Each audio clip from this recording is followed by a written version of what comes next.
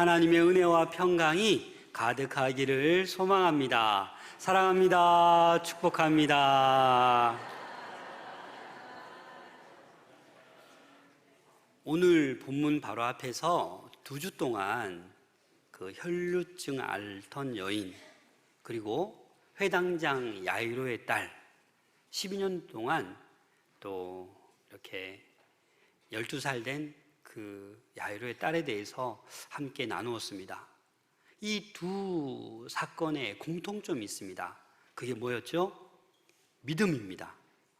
믿음이 있으니까 이 혈루증 앓던 여인은 예수님의 옷자락에 대기만 해도 내가 낫겠습니다라는 간절한 믿음을 가지고 예수님의 옷자락에 손을 대었을 때 회복되었습니다. 또 야이로의 딸, 12년 12살 된 이 야이로의 딸도 거의 다 죽어갔는데 이 회당장 야이로가 예수님이 오셔서 손만 얹어주시면 나을 걸로 믿습니다 라는 그 믿음 때문에 죽었던 딸이 살아나는 놀라운 기적을 우린 함께 나누었습니다. 여러분, 믿음이 너무나도 중요합니다. 믿음이 있어야 기적이 일어나고 믿음이 있어야 응답되는 줄로 믿습니다. 하지만 우리가 인생을 살아가면서 삶이 그렇게 녹록지가 않습니다. 이런저런 핍박도 있고 이런저런 거부감들도 있습니다. 여러분들은 어떻게 인생을 살아가고 계십니까? 오늘 본문 말씀은 예수님께서 가버나움에서 귀한 사역들을 하시다가 이제 고향에 간 거예요. 고향이 어디입니까? 나사렛이라는 곳입니다. 이 나사렛은 500명 정도밖에 모여 살지 않는 작은 동네입니다. 그래서 이 나사렛이라는 이 단어는 그 가지라는 의미가 있어요. 줄기에서 뻗어나오는 작은 가지. 그래서 이 나사렛은 500명 정도밖에 모여 살지 않는 그런 동네였습니다. 오늘 1절 말씀에 보면 예수께서 거기서 떠나사 고향으로 가시니 제자들도 따르니라. 거기는 어디입니까? 가버나움에서 많은 사역을 하시다가 이제 제자들과 함께 고향에 갔어요. 여러분, 혼자 갔습니까? 제자들과 함께 갔습니까? 제자들이 몇 명이에요? 12명이잖아요. 그 정도 돼서 고향에 가면 사람들이 어떻게 해야 돼요? 우와, 예수를 봐라? 추종자들이 12명이나 되네? 하고 놀랄 텐데 그러지 않았어요. 여러분, 금이 환영하는 거 아닙니까? 이 정도 되면?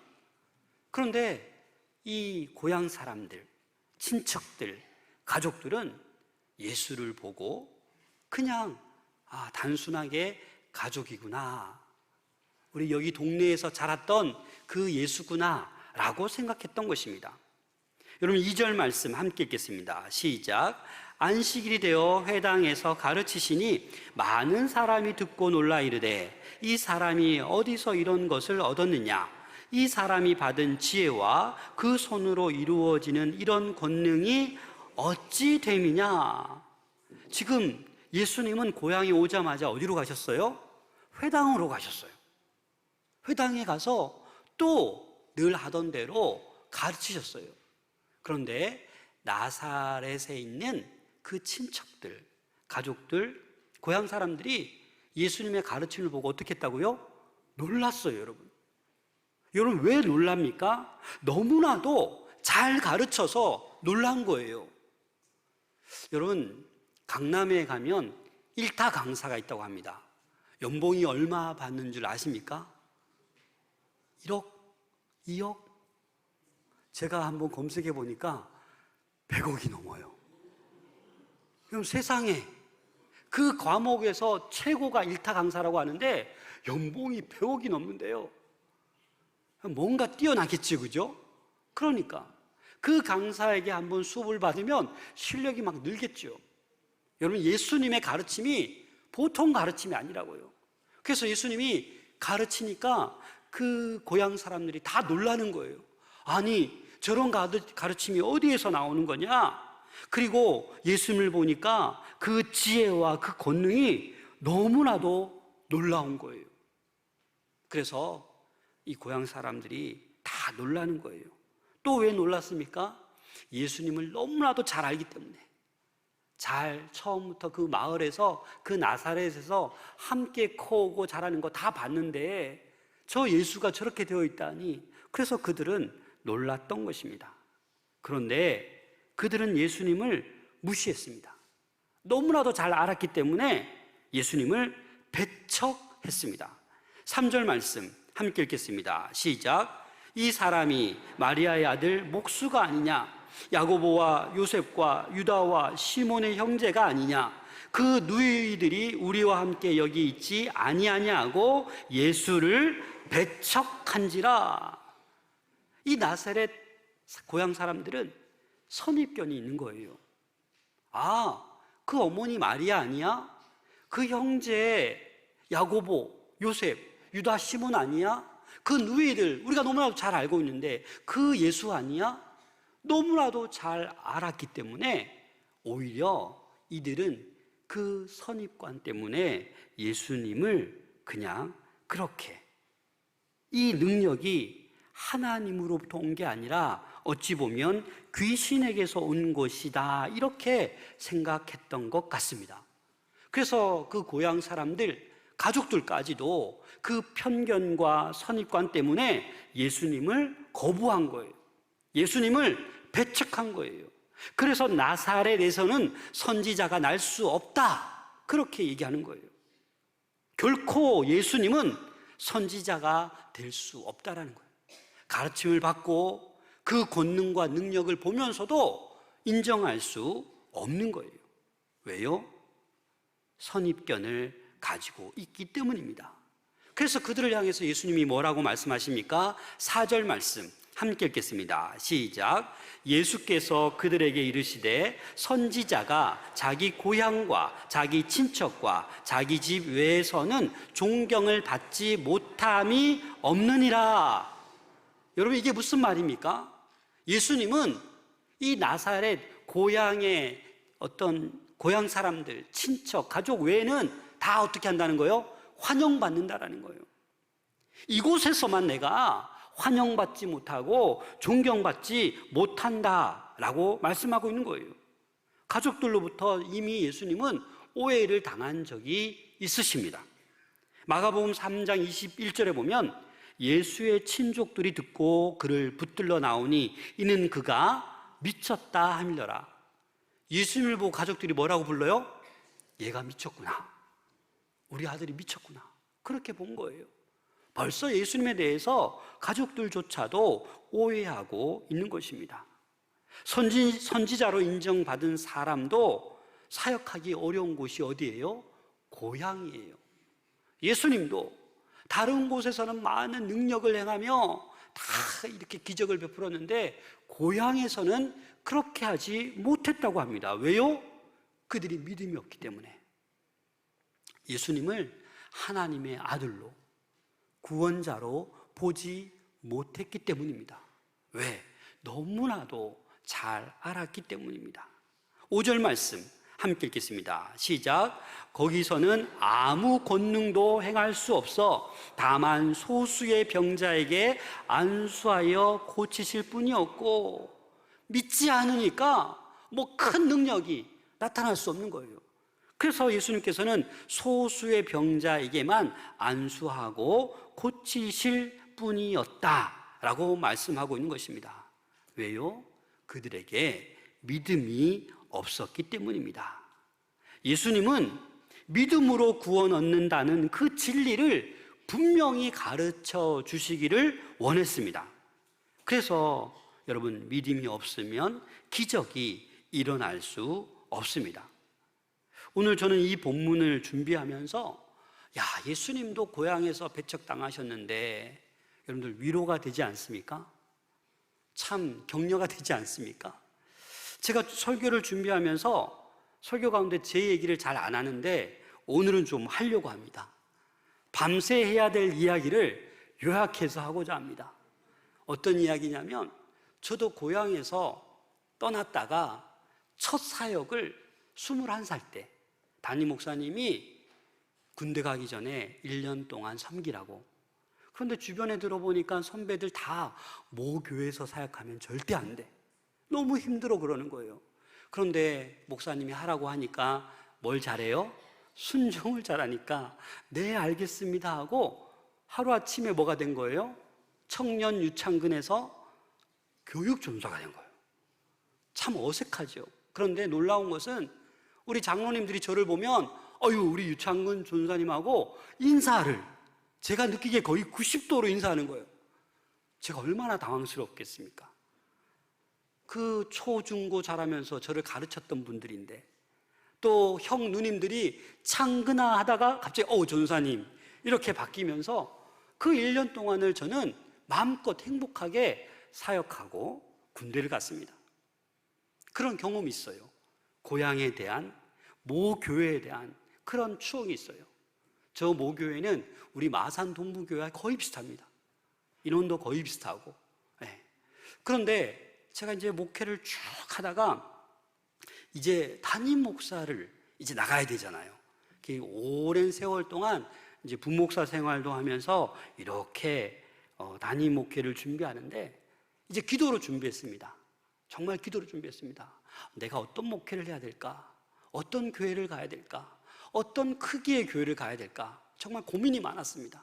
그런데 제가 100여 명 되는 교회를 목회해 봤고 그 다음에 500명, 1000명, 2000명, 2500명, 5000명 넘는 출석교인 다 골고루 경험해 봤어요. 제 마음에 드는 것은 뭐예요? 아무나 큰 목회하는 거 아니구나.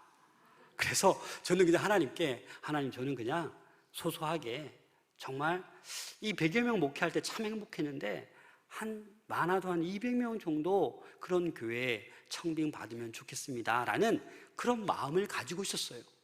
그런데 이 권사님들이 저를 위해서 기도해 줄 때 물어봐요. 어떤 목회하고 싶냐고. 이런 목회하고 싶습니다 하면 툭 치면서 아니 목사님은 믿음도 없냐고. 목사님 왜 그거밖에 안 되냐고. 더 꿈을 크게 가지라고. 그럼 300명. 또 다른 교회 갔는데 또 그러는 거예요. 400명. 그러다가 또 혼나고 또 최대 맥시멈 500명. 끝. 그런 마음을 제가 이 부목사 생활하면서 가졌었습니다. 그런데 2019년 드디어 제가 담임 목사님께 얘기하고 저 이제 나이도 됐으니까 담임 청빙 지원하겠습니다 라고 했더니 그렇게 하라고 하셔서 이제 청빙 공고문을 막 보는 거예요. 그런데 제가 너무나도 잘 알고 있는 고향교회 청빙 공고 뜨기 전부터 전 소식을 들었거든요. 담임 목사님이 이렇게 좀 쫓겨나셨다. 그 빈자리를 뽑는 거예요. 저는 갈 생각이 있어요, 없어요? 전혀 없지요. 왜냐하면 고향교회에서 제 모교회보다 더 훨씬 큰 교회예요. 제일 큰 교회예요. 그래서 전혀 생각이 없는데 저희 아버님이 평생 처음으로 새벽에 장문의 문자를 보내오셨습니다. 장근아, 이제 나도 80 중반이고 서울 가기가 너무 힘들다. 우리 손녀들도 보고 싶은데 여기 고향에 교회가 어디 여기 났던데 한번 내보면 안 좋겠니? 라고 하시는 거예요. 제가 설날을 맞이해서 고향 가서 어떻게 얘기할게요? 아버님, 저는 여기 낼 생각 추워도 없습니다. 죄송합니다. 하고 그냥 확 올라와 버렸어요. 그런데 올라왔는데 마음이 좀 그런 거예요. 근데 친구들이, 교회 목사님들이 다 저보고 뭐라고 해요? 아니, 유 목사, 거기 빨리 지원해. 거기 지역을 아는 사람이 가야 될 것 같아. 막 자꾸 얘기하는 거예요. 이거 아닌데? 그래서 기도하다가 아무리 사인을 안 주세요. 그런데 이런 마음이 들더라고요. 아니, 되게 교만한 건 아닌가? 내도 안 될 건데 왜 불효를 하냐? 이런 마음이 들어서 또 이렇게 보니까 내는 것도 너무 간단해요. 뭐 목회 계획서도 필요 없어요. 그냥 이력서 몇 개만 내면 돼요. 그래서 아이고 그냥 내나 보자 하고 냈어요. 그런데 다 생략하고 연락이 안 와요. 그래서 떨어졌구나. 좀 비참하더라고요. 그래서 1차, 2차는 가고 떨어졌으면 좋겠는데. 그래서 한번 또 청빙 광고를 보다가 마산 동부교회가 탁 뜬 거예요. 놀라지도 않네요. 그래서 이렇게 보니까 홈페이지 들어와 보니까 우리 장로님들이 다 스마일맨이에요. 그래서 홈페이지 사진을 다 보니까 와, 이 교회 너무 좋다. 그래서 아는 또 친구 목사에서 전화해 봤죠. 마산 동부교회 어떤 교회야? 너무 좋은 교회야. 오케이. 그래서 또 열심히 준비해서 이력서를 냈습니다. 그런데 연락이 왔어요. 고향교회에서. 코로나 때문에 진행이 좀 늦었는데 면접 보러 오라고. 이거 뭐지? 떨어진 줄 알았는데 또 면접 보러 갔지요. 면접 보고 났더니 면접 너무 잘 봤다고. 서류 심사 이거라고. 이상하다. 설교하러 오래요. 또 설교하러 갔죠. 설교 너무 잘했대요. 그래서 이게 이상하다. 나의 마음은 불편하고 이게 참 무서운, 죄송합니다. 좀 힘든 교회인데 내가 이 고향교회 가는 거 맞나? 이게 왔다 갔다 하는 거예요. 그런데 최종 발표 날이 다가왔는데 4명 설교한 사람 중에 2명을 이제 투표한대요, 당회에서. 그래서 제가 그 2명 안에 든 거예요. 그런데 갑자기 한 주를 연기시키는 거예요. 그때 저는 느낌이 왔어요. 뭐가 있구나. 그래서 나중에 한 주 지나서 결과가 발표되었는데 제가 어떻게 됐어요? 떨어졌으니까 얘기죠. 떨어졌어요. 그래서 또 떨어지고 나니까 또 마음이 또 좀 그렇더라고요. 그래도 그날 저녁에 또 큰 은혜를 주셨는데 마산 동부교회에서 그날 저녁에 연락이 왔어요. 최종에 됐다고 설교하러 오라고. 설교 날짜 잡자고. 그래서 제가 저희 아내와 저희 가족들이 아직 최종이 된 건 아니잖아요. 제가 아내에게 얘기했어요. 마산 동부교회 정말 가고 싶은 교회다. 우리 기도로 준비하자. 그렇게 기도로 준비해서 제가 이곳에 왔습니다. 고향에서 거부 아닌 배척을 당하다가 저는 그렇게 생각해요. 왜냐하면 그 후에 다 얘기가 들리거든요. 그런데 그 한 주 사이에 놀라운 일이 발생한 거예요. 저 유창근 목사님은 우리 고향에서 2번째 교회 출신인데 우리 최고의 교회에서 좀 모셔도 되냐? 이런 것부터 시작해서 감히 제가 여기서 입에 담을 수 없는 그런 말들이 오가면서 제가 잘 떨어진 거예요. 그 고향은 10만 명밖에 안 되는 곳이고 우리 마산 동부교회 이 창호는 몇 만이에요? 100만이 넘는 거예요. 예수님도 보면 배척당하시고 지금 오히려 다른 모든 마을을 두루 다니면서 마음껏 제자를 파송하고 마음껏 선교하였습니다. 마음껏 전도했어요. 저도 지나고 보니까 하나님께서 저의 맥시멈 500명 이 은혜를 주셔가지고 마음껏 교회를 섬길 수 있는 이곳으로 보내주셨습니다. 사랑하는 여러분, 우리가 인생 살아가면서 본의 아니게 배척받고 거부당할 때도 있습니다. 하지만 그것이 바로 또한 하나님의 더 큰 섭리가 있음을 여러분들 꼭 기억하셔야만 합니다. 그래서 그 고향교회는 저보다 더 훌륭하신 분이 가셨어요. 얼마나 좋아요? 저는 또 우리 마산 동부교회에 왔습니다. 6절 말씀을 함께 읽겠습니다. 시작. 그들이 믿지 않음을 이상히 여겼더라. 이에 모든 촌에 두루 다니시며 가르치시더라. 그렇습니다. 예수님도 놀라신 거예요. 아니 고향 사람, 우리 가족, 우리 친척이 왜 믿지 않지? 라고 이상히 여겼고 이에 모든 촌에 두루 다니며 포기하지 않으시고 결국 복음을 전하며 가르치셨습니다. 그래서 여러분, 결국 예수님이 어떻게 됩니까?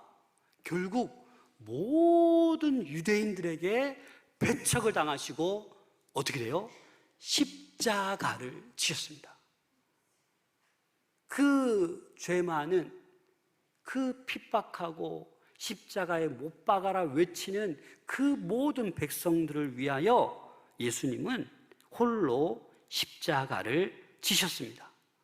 배척당하고 배신당하고 그래도 예수님은 포기하지 않고 낙심하지 않고 온 마을에 두루 다니시며 가르치며 복음 사역을 감당하셨습니다. 그래서 사랑하는 여러분, 우리도 전도하다 보면 거부당하고 배척당할 때가 많으시죠? 말 못하시는 분은 전도를 거의 안 한다고 봐야 될 것 같아요. 여러분, 가족 전도가 사실 제일 어렵습니다. 그렇죠? 친척 전도가 제일 어려워요. 하지만 여러분, 낙심하지 말고 포기하지 말고 예수님의 사랑, 복음을 전할 수 있기를 부탁드립니다. 왜냐하면 이제 기쁨 나눔 주일이 한 달 앞으로 다가왔어요. 제가 이제 5월 달에는 이 가정의 달이기 때문에 이 복음에 대한 메시지를 잠시 중단하려고 합니다. 그러니까 오늘 잘 들으시고 이 복음 전하는 일에 낙심하지 마시고 한 영혼 구원하기에 최선을 다할 수 있기를 소망합니다. 그래서 예수님께서는 오늘 본문에 보면 둘씩 짝지어서 전도하라고 내보내십니다. 7절 말씀입니다. 12제자를 부르사 둘씩 보내시며 더러운 귀신을 제어하는 권능을 주시고, 이 제자들을 둘씩 파송하는 것 유대인들의 관습이기도 했습니다. 또 혼자 가기보다는 둘이 가서 서로 돕고 보완할 수 있기 때문에 둘씩 보내셨습니다. 우리 교회에도 3명씩 짝을 지어서 지금 복음을 전하고 있습니다. 3명이 왜 3명이 짝 지어준 거예요? 한 명이 복음을 전하면 한 명이 옆에서 기도하고 또 한 명은 그 주변 상황을 잘 집중할 수 있도록 그렇게 만드는 것, 서로 합하는 거예요. 그래서 예수님께서는 이 둘씩 제자들을 보내시면서 딱 3가지를 명령하십니다. 첫 번째 명령이 8절 9절 말씀입니다. 함께 읽겠습니다. 시작. 명하시되 여행을 위하여 지팡이 외에는 양식이나 배낭이나 전대의 돈이나 아무것도 가지지 말며 신만 신고 2벌 옷도 입지 말라 하시고. 여러분, 1박 여행을 가도 여러분 짐이 어떻게 돼요? 한 가방 아니에요? 그런데 며칠 지금 전도 여행 떠나는데 아무것도 가지지 말래요. 그냥 지팡이만 가지고 가래요. 전대, 돈도 필요 없고 그냥 가래요. 여러분 어떻게 생각하십니까? 왜 이렇게 얘기하시는 겁니까? 전도에 집중하라는 거예요. 돈에 의지하지 말고 물질에 의존하지 말고 오직 하나님만 의존하고 하나님의 도우심을 구하고 나가라는 거예요. 여러분 예전에 한 1970년, 80년, 90년 때 거지 전도 여행 많이들 했었습니다. 저도 우리 학생들 데리고 전라도로 막 이렇게 같이 간 적도 있어요. 갈 때 어떻게 합니까? 차비만 줘요. 티켓만 줘요. 그리고 가서 전도하라고 합니다. 그럼 어떤 일이 일어나요? 가다 보면 어떤 마을에 시골에 들렸는데 밥을 주세요. 얼마나 감사해요? 재워주세요. 얼마나 감사해요? 복음 전하면서 아무것도 없지만 하나님의 도움, 하나님의 돌보심, 하나님의 은혜를 경험하는 거예요. 복음을 전하는데 막 영접기도 따라하고 믿기도 하고 그런 일들이 일어나는 거예요. 그래서 예수님도 둘씩 보내면서 다른 것 의지하지 말고 돈 의지하지 말고 그냥 나만 의지해라 라는 그런 마음으로 지금 떠나라, 그렇게 말씀하고 있는 것입니다. 마태복음 6장 31절 33절 함께 읽겠습니다. 시작. 그러므로 염려하여 이르기를 무엇을 먹을까 무엇을 마실까 무엇을 입을까 하지 말라. 이는 다 이방인들이 구하는 것이라. 너희 하늘 아버지께서 이 모든 것이 너희에게 있어야 할 줄을 아시느니라. 그런즉 너희는 먼저 그의 나라와 그의 의를 구하라. 그리하면 이 모든 것을 너희에게 더하시리라. 아멘. 여러분, 하나님께서 저와 여러분들에게 필요한 것 다 아십니다. 믿으십니까? 모르시는 게 아니에요. 그래서 먼저 하나님의 나라와 그의 의를 구하면 다 더해 주시는 게 하나님 아버지의 마음이에요. 그런데 우리는 그것보다도 무엇을 먹을까, 무엇을 마실까, 무엇을 입을까에만 늘 신경을 쓰고 고민하다 보니까 하나님의 이 한량없는 복을 누리지 못하는 것입니다. 여러분, 제자들이 이렇게 둘씩 파송되고 그렇게 전도하고 돌아왔는데 예수님이 물으셨어요. 야, 내 말 듣고 그렇게 해보니 부족한 거 많더냐? 부족한 거 없더냐? 제자들이 뭐라고 대답했겠습니까? 너무 힘들었어요. 일주일 동안 굶었어요. 핍박받았어요. 이렇게 고백했습니까? 누가복음 22장 35절입니다. 함께 읽겠습니다. 시작. 그들에게 이르시되 내가 너희를 전대와 배낭과 신발도 없이 보내었을 때에 부족한 것이 있더냐? 이르되 없었나이다. 아멘. 제자들이 경험한 거예요. 예수님이 그렇게 떠나라고 했는데 떠나보니까 부족한 것이 없었어요. 이 말은 뭡니까? 전도하면서 둘씩하면서 부족한 양식, 부족한 모든 것들을 누가 채워주셨어요? 하나님이 채워주셨다라고 지금 제자들이 고백하고 있는 것입니다. 또 두 번째 명령하십니다. 10절 말씀입니다. 또 이르시되 어디서든지 누구의 집에 들어가든지 그곳을 떠나기까지 거기 유하라. 너희를 영접하는 집이 있으면 거기에 떠날 때까지 유하라는 거예요. 더 좋은 집에서 우리 집으로 오세요 라고 해도 가지 말고 끝까지 거기에 머무르라라는 거예요. 그 한 집의 호의를 무시하지 않도록 주의를 주는 것입니다. 또 세 번째 명령하십니다. 우리 11절 말씀 함께 읽겠습니다. 시작. 어느 곳에서든지 너희를 영접하지 아니하고 너희 말을 듣지도 아니하거든 거기서 나갈 때에 발 아래 먼지를 떨어버려 그들에게 증거를 삼으라 하시니, 이 말은 쉽게 말해서 그겁니다. 그냥 발 아래 먼지를 떨어버려라. 너희들이 예수를 전하고 복음을 전해도 그들이 믿지 않고 그들이 거부하고 그들이 받아들이지 않으면 그 책임이 누구에게 있다라는 거예요? 그들에게 있다라는 거예요. 하나님이 심판하실 때 그들이 심판받을 것이고 너에게는 내가 책임을 묻지 않겠다라는 것입니다.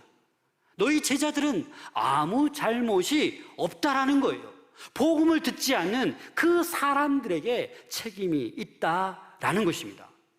그래서 복음을 전할지라도 거부당하고 또 거부당할지라도 어떻게 해요? 낙심하지 말라라는 것입니다. 사실 여러분 복음 전하다 보면 거부 많이 당하죠. 그래서 우리는 참 겸손하고 참 우리 얼굴이 뭐예요? 우리 얼굴이 명함이 돼야 돼. 명함이. 여러분 인상 팍 쓰고 막 위협하듯이 교회에 이렇게 말하면 안 돼요. 내가 지금 행복한 삶을 누리고 있는 그 행복을, 그 기쁜 소식을, 복음을 전해 주어야 합니다. 우리가 지금 살아가고 있는 이 세상은요, 세상에 파묻혀서 힘들게 살아가는 사람이 너무나도 많아요. 돈이 있어도, 건강이 있어도, 명예가 있어도 행복하지가 않아요. 너무나도 불행하게 살아가는 사람이 너무나도 많아요. 쾌락을 쫓아가고, 음란을 쫓아가고, 욕심을 쫓아가고, 죄를 쫓아가고, 그런 이들이 우리 주변에 너무 많다고요. 죽어가는 영혼, 지옥을 향해 가는 그 영혼들을 우리는 어떻게 해요? 안타깝게 생각하면서 그들을 주님 앞으로 인도해야 되는 줄로 믿습니다. 오늘 본문 12절 13절 함께 읽겠습니다. 시작. 제자들이 나가서 회개하라 전파하고 많은 귀신을 쫓아내며 많은 병자에게 기름을 발라 고치더라. 제자들이 나가서 처음으로 한 말이 뭐예요? 회개하라, 회개하라. 예수님도 공생의 사역을 시작할 때 회개하라, 천국이 가까이 왔느니라 라고 선포했습니다. 여러분, 회개가 무엇입니까? 내가 바뀌는 거예요. 내가 가던 길을 돌아서는 거예요. 그게 회개예요. 죄를 버려야 돼요. 우상을 버려야 돼요. 음란을 버려야 돼요. 그게 진정한 회개인 것입니다. 그리고 이 회개의 복음을 받아들이면 어떻게 됩니까?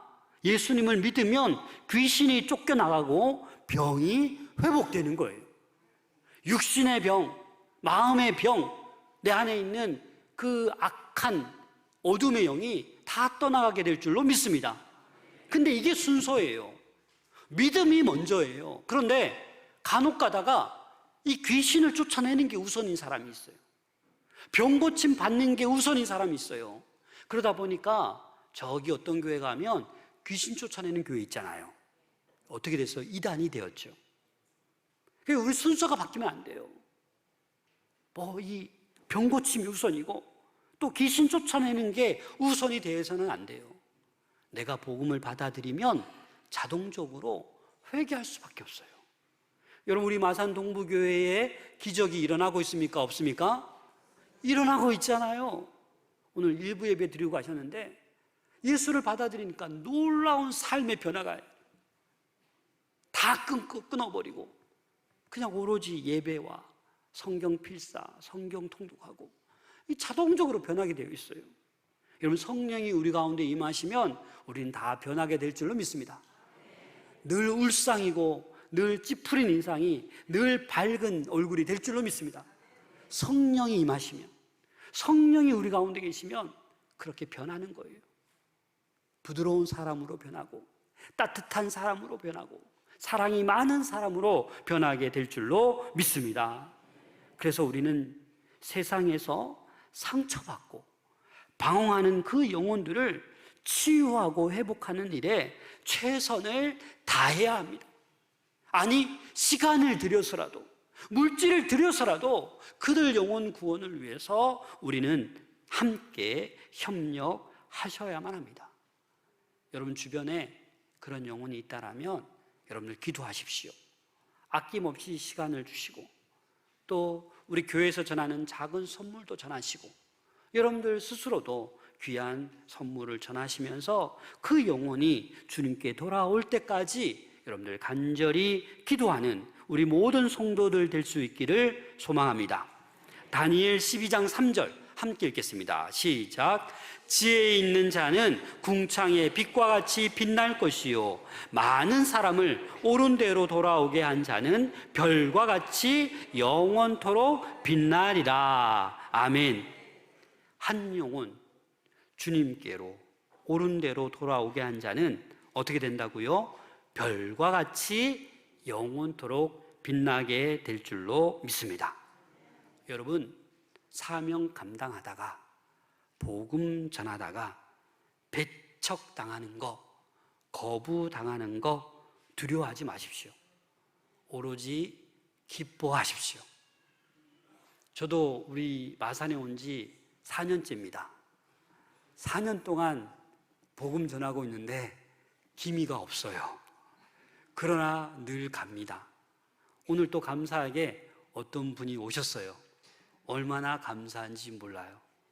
여러분, 때가 되면 주님께서 품어주시고 우리 마산 동부교회 행복한 성도로 삼아 주실 줄로 믿습니다. 배척당하고 거부당한다라는 그것은 자랑인 거예요. 내가 그리스도인이라는 증거예요. 오히려 전혀 배척당하지 않고 거부당하지 않고 있다면 벙어리인 거예요, 벙어리. 내가 복음을 전혀 전하지 않고 있다라는 겁니다. 주님 앞에 벙어리로 나가지 마시고 거부당하고 배척당할지라도 예수님도 배척당하고 제자들도 거부당하고 배척당했는데 이게 그리스도인의 증거가 될 수 있기를 소망합니다. 기도하겠습니다.